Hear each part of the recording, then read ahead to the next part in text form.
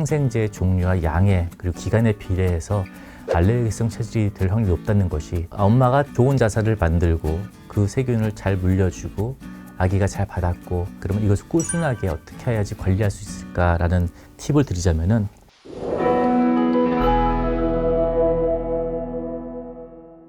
안녕하세요. 세균으로 세상을 설명하는 채널 좋은균연구소 김덕진 소장입니다. 여러분, 세균 잘 아시죠? 우리 몸에 얼마나 많이 있고 그리고 얼마나 중요한지. 그런데 이 세균들은 과연 어디서 오는 걸까요? 세균은 엄마로부터 오는 것이다. 세균은 대물림 된다. 이것이 오늘의 주제입니다. 대물림이라는 단어의 사전적 의미를 찾아봤습니다. 사물이나 기업 따위를 후대의 자손들에게 남겨주어 자손이 그것을 이어나감 또는 그런 물건이라고 합니다. 그러면서 좋지 못한 병들은 대물림이 많다라는 예시를 했는데, 맞습니다. 우리의 자산만 대물림되는 게 아니고요, 건강도 대물림되죠. 마찬가지로 세균 또한 대물림된다는 것이 오늘의 주제인데요. 우리 세균을 잘 모으고 잘 물려주고, 그리고 아기들이 그 자산을, 세균을 잘 관리할 수 있게 해주는 것이 중요하겠죠. 그러면은 내가 만나는 첫 번째 세균은 어디서 오냐, 이 얘기를 하려면은 아예 태어나기 전부터 돌아가야 됩니다. 우리가 엄마 뱃속에 있을 때 양수에 잘 쌓이는 상태로 성장을 하게 됩니다. 이 양수막은 우리 몸을 세상으로부터 지켜주는 아주 중요한 그런 기능을 담당하고 있죠. 그리고 양수가 터지면서 아기는 엄마의 질, 즉 산도를 비집고 나오게 됩니다. 이때 세상과 아기는 만나게 되면서 세상에 있는 균들과 마주하게 되죠. 세상에는 좋은 균도 있지만 나쁜 균도 많이 있습니다. 이러한 상황에서 엄마는 좋은 균, 유익한 균이라는 소중한 자산을 세상에 나가기 전에 그 문 안에서 아이들에게 선물을 하게 됩니다. 여성의 질, 그 아이들이 나오는 산도, 그 환경은 산성이라고 알려져 있습니다. 질 안에 어떤 분비물이 산성이 아니고 질 안에 살고 있는 세균 때문에 질 환경이 산성이라고 알려져 있죠. 다양한 균이 있는데 그 중에서도 락토바실러스라는 균이 가장 많은 그 포션을 차지하고 있는 걸로 알려져 있습니다. 그러면 여성들의 질에는 왜 락토바실러스라는 그런 유산균들이 살고 있을까? 이건 진화적인 관점에서 바라봐야 됩니다. 이 수백만 년을 거쳐서 인간이 진화하면서 자연과 공생하고 더 나아가서 상생하는 그런 선택을 하면서 인간은 진화하게 됐습니다. 여성의 질 환경은 남성의 그런 것과 다르죠. 남성의 성기는 돌출되어 있기 때문에 뭐가 묻거나 나쁜 게 있을 때는 쉽게 제거가 가능합니다. 씻으면 되는 것이죠. 하지만 여성의 성기는 함몰되어 있기 때문에 나쁜 게 들어가거나 특히나 유해균이 들어갔을 때 그것을 클리어하는 게 굉장히 힘들게 되죠.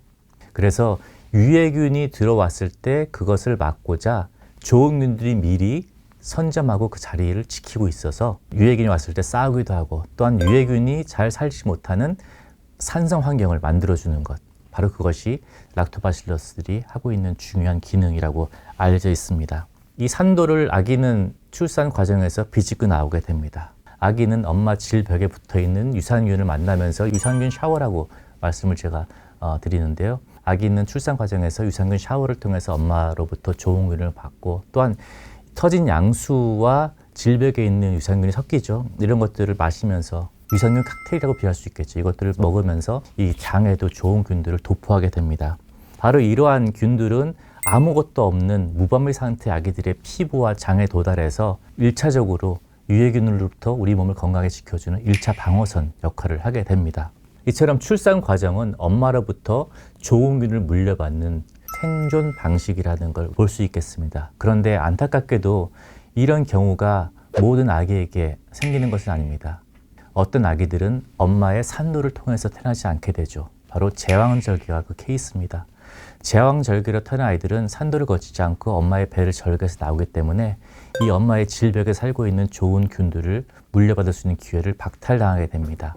아기들이 나오면서 좋은 균을 못 받고 대신 엄마의 피부에 살고 있는 포도상구균이나 심지어는 병원에 살고 있는 그런 좋지 않은 균들을 먼저 맞닥뜨리게 되고 그들을 1차적으로 접하기 때문에 제왕절개로 태어난 아기들이 자연 분만으로 태어난 아기들보다 좀 병약하다는 것이 잘 알려져 있고 궁극적으로 면역에도 문제가 있다는 것이 잘 알려져 있습니다. 논문을 하나 보여드리려고 합니다.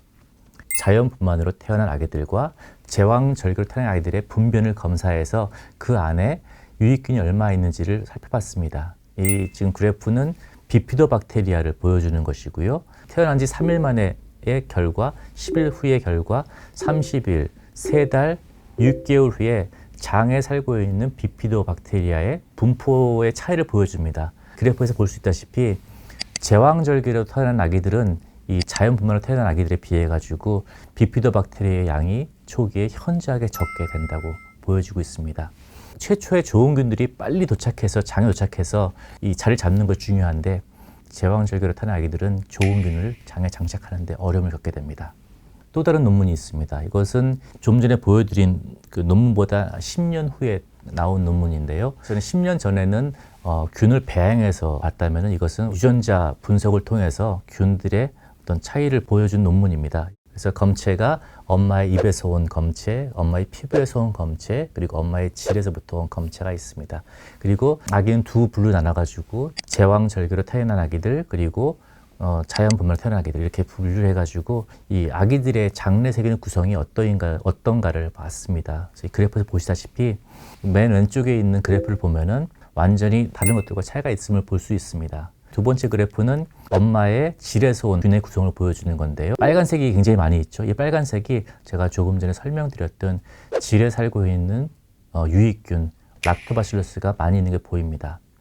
단순히 이 색깔의 차이와 비율의 차이만 보더라도 이 엄마의 질에 살고 있는 균의 구성과 엄마의 피부에 살고 있는 균의 구성은 다르다는 것을 잘 볼 수 있습니다. 그렇다면 아기들의 장에 살고 있는 세균의 구성은 어떨까요?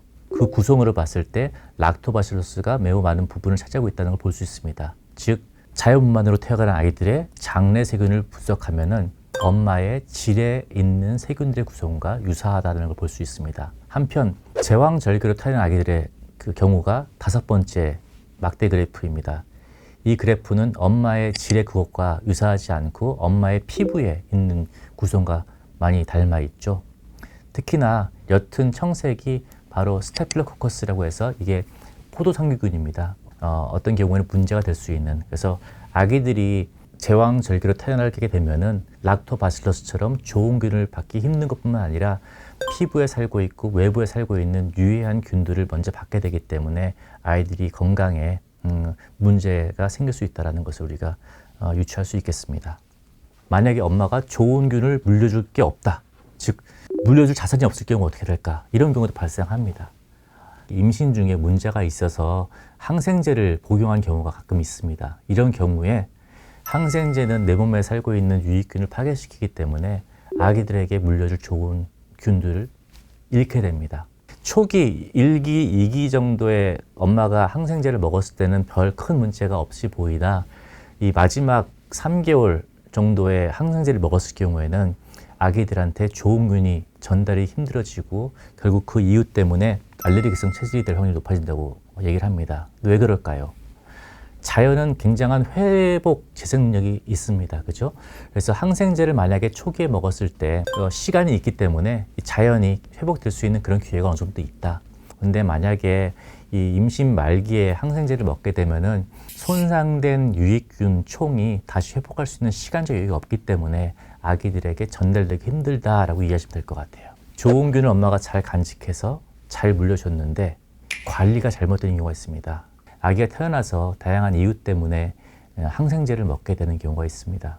중염에 걸렸다. 그러면은 쓸 수 있는 게 결국 항생제입니다. 그래서 의사가 항생제를 처방하게 되고 몸에 살고 있는 세균들, 특히 좋은 균들이 많이 파괴가 일어납니다. 그래서 항생제 종류와 양에 그리고 기간에 비례해서 알레르기성 체질이 될 확률이 높다는 것이 또 과학적으로 잘 증명이 된 바가 있습니다.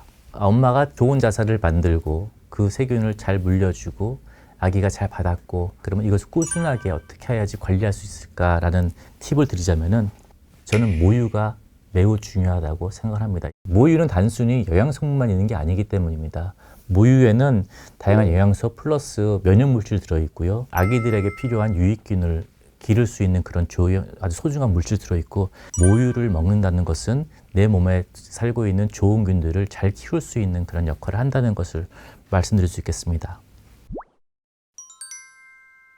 이번 동영상의 주제는 세균은 대물림 된다였습니다. 아기가 건강하게 자라기 위해서는 엄마가 좋은 균을 잘 모으는 것이 중요하고 그리고 자연 분만을 통해서 잘 전달하는 것이 중요하고, 그리고 아기가 그것을 잘 관리하고, 특히 모유를 통해서 좋은 분들이 잘 살 수 있는 환경을 마련해 주는 것이 아기가 건강하게 자라는 데 있어서 매우 중요하다라는 부분을 배워봤습니다.